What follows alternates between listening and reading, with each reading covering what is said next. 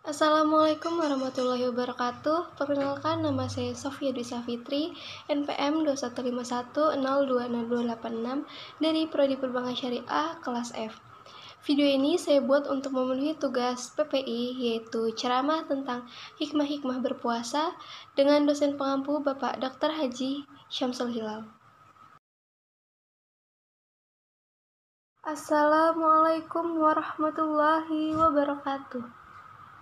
Alhamdulillahirabbil alamin wal akibatul lil muttaqina wala udwana illa 'alal zalimin.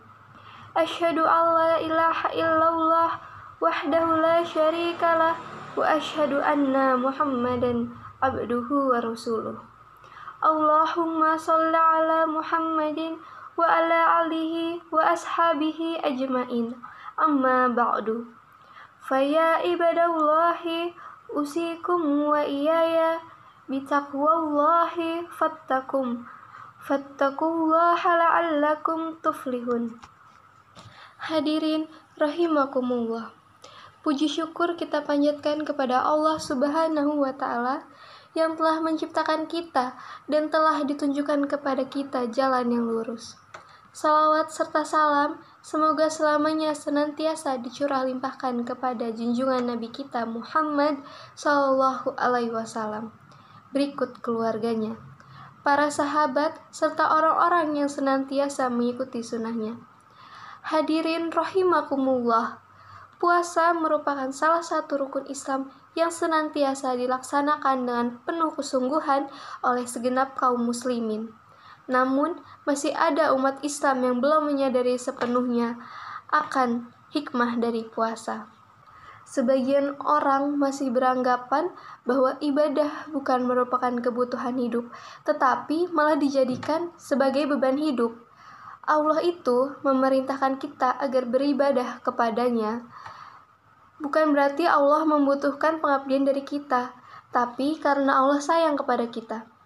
Allah memerintahkan kita untuk melaksanakan ibadah berkewajiban karena justru kita membutuhkan ibadah itu, baik untuk kehidupan di dunia, melalui hikmah-hikmah ibadah itu sendiri, maupun untuk kehidupan di akhirat berupa pahala yang telah dijanjikan Allah Subhanahu wa Ta'ala.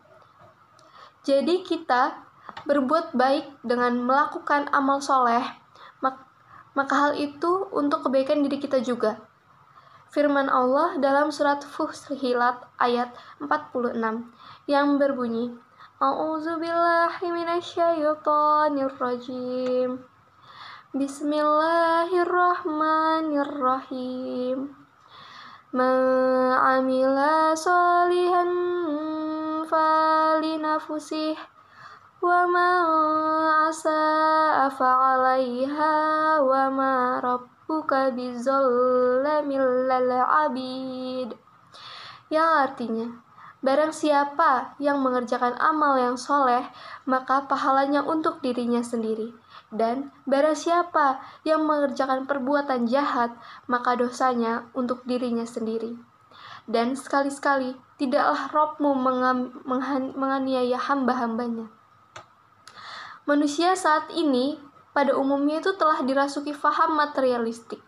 Begitu pula dengan sebagian umat Islam yang memiliki pondasi iman yang lemah. Mereka menilai penting atau tidaknya sesuatu dengan ukuran kepentingan duniawi, sehingga sesuatu yang dianggap tidak menguntungkan akan ia tinggalkan, meskipun itu merupakan suatu kewajiban yang sudah diberi oleh Allah Subhanahu wa Ta'ala. Oleh karena itu, di samping memahami kewajiban puasa melalui dalil-dalil syar'i, baik Al-Quran maupun Al-Hadis, kita pun harus memahami hikmah-hikmah puasa. Hadirin rahimakumullah, tak ada sesuatu pun yang diciptakan Allah Subhanahu wa Ta'ala yang merupakan sesuatu yang sia-sia.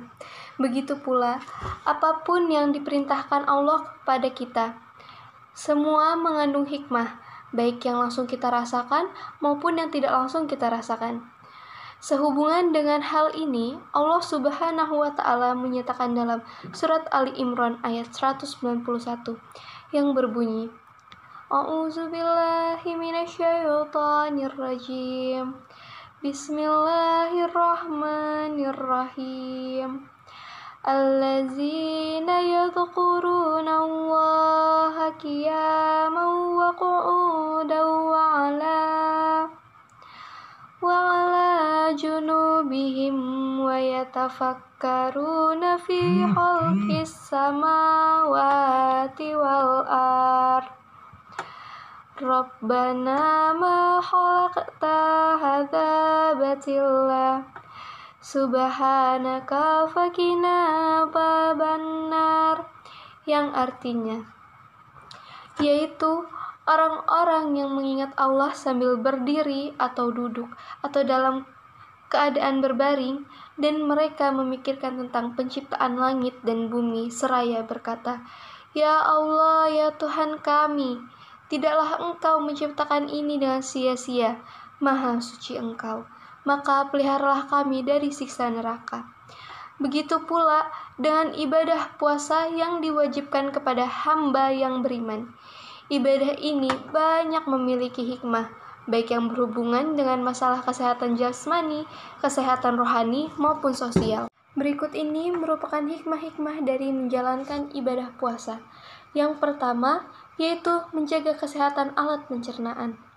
Para ahli medis telah sepakat bahwa hampir semua penyakit bersumber dari pola makan dan minum yang tidak sehat, sehingga mempengaruhi organ-organ pencernaan yang ada di dalam perut. Organ pencernaan merupakan salah satu organ yang bekerja terus-menerus dan hampir tidak pernah berhenti dan istirahat, bahkan sekalipun kita tidur. Perut, jika kita tak ubahnya seperti mesin. Jika digunakan secara terus-menerus tanpa istirahat, mesin itu tidak akan dapat bekerja secara optimal, bahkan akhirnya mengalami kerusakan. Begitu pula dengan perut kita. Jika perut kita bekerja terus-menerus tanpa beristirahat, maka ia akan mengalami banyak gangguan kesehatan sehingga tidak bisa mencerna dan menyerap dari makanan dengan sempurna. Apalagi jika pola makan tidak sehat, perut diisi terlalu kenyang tentu akan berbahaya. Sebagaimana sabda Rasulullah SAW yang diriwayatkan oleh Ibnu Majah dan Miqdam bin Madi Kariba, yaitu ia berkata, aku mendengar Rasulullah SAW bersabda, ada seorang anak Adam mengisi penuh sesuatu wadah yang lebih jelek atau berbahaya daripada mengisi penuh perutnya sendiri. Cukup bagi anak Adam beberapa suap yang bisa menegakkan punggungnya. Jika anak Adam tidak bisa menahan diri dari banyak makanan, maka hendaklah perut itu dibagi 3 tempat, 1/3 untuk makanan, 1/3 untuk minuman, dan 1/3-nya lagi untuk bernafas. Hadis riwayat Ibnu Majah. Sehingga untuk menjaganya agar tetap sehat, perut harus diistirahatkan dengan berpuasa. Ketika berpuasa, perut kita akan istirahat sehari penuh dari mulai terbit fajar sampai terbenam matahari. Nah, yang kedua yaitu puasa berfungsi sebagai detoksifikasi racun dari dalam tubuh. Misalnya, ada sebuah pabrik rata-rata membutuhkan kacang kedelai sebanyak 100 kg per hari untuk diolah menjadi tahu. Jika konsumen banyak yang membutuhkan, tahu hasil produksi sehari bisa langsung aja habis kan? Tapi jika tidak, tahu tersebut disimpan di gudang sebagai cadangan.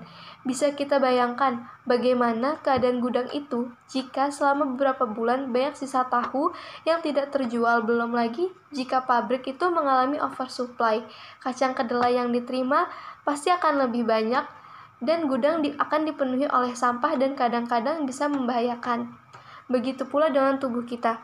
Makanan dan minuman yang kita makan belum tentu sepenuhnya itu diperlukan oleh tubuh kita. Meskipun demikian, perut kita akan mencerna seluruh makanan yang masuk ke dalamnya. Jika ada makanan yang tidak diperlukan oleh tubuh karena melebihi batas kebutuhan, maka itu akan disimpan sebagai cadangan berupa asam dan lemak. Selanjutnya, jika cadangan itu tidak digunakan dalam waktu yang lama, ia akan berubah menjadi racun yang berbahaya bagi tubuh jika tidak segera didaur ulang atau dibuang. Lalu, hikmah puasa yang ketiga yaitu puasa merupakan perisai dari sifat-sifat negatif. Apa sih maksudnya? Nah, kewajiban menjalankan ibadah puasa bukan berarti hanya menahan diri dari makan dan minum di siang hari, tetapi puasa yang sesungguhnya adalah selain menahan diri dari makan dan minum, juga menahan diri dari berbagai ucapan dan perilaku yang negatif. Rasulullah Shallallahu Alaihi Wasallam bersabda, dari Abu Hurairah berkata, Rasulullah, barang siapa tidak meninggalkan perkataan dan perbuatan dusta, maka Allah tidak butuh seseorang meninggalkan makanan dan minumannya. Hadis riwayat Bukhari. Dalam hadis lain yang diriwayatkan oleh Imam Tabrani, Rasulullah menyatakan, betapa banyak orang yang berpuasa tetapi tidak mendapatkan apa-apa dari puasa kecuali lapar dan dahaga. Dari kedua hadis tadi dapat kita pahami bahwa puasa bukan hanya sekedar menahan lapar dan haus, melainkan menahan diri dari segala sesuatu yang menyimpang dari ketentuan Allah Subhanahu wa Ta'ala. Sehingga orang yang mampu melaksanakan puasa dengan sempurna akan mampu mendisiplinkan diri, baik ucapan maupun perilakunya, yang akhirnya terhindar dari sifat-sifat negatif dan mampu meraih kemuliaan.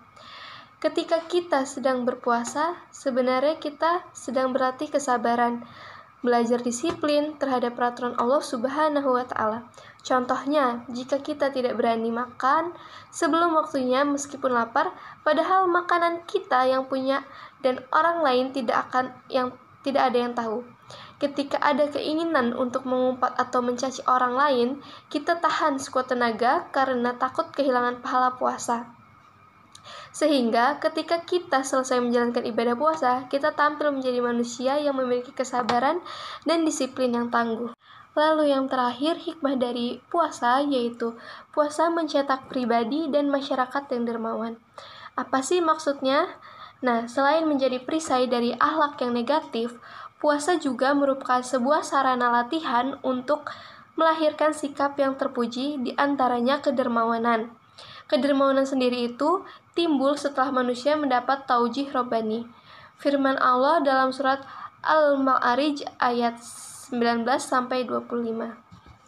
Saat menjalankan puasa, kita akan dapat merasakan bagaimana rasanya orang miskin yang kekurangan makanan, sehingga lahir kepekaan dan rasa solidaritas sosial yang ditindaklanjuti dengan sikap kedermawanan.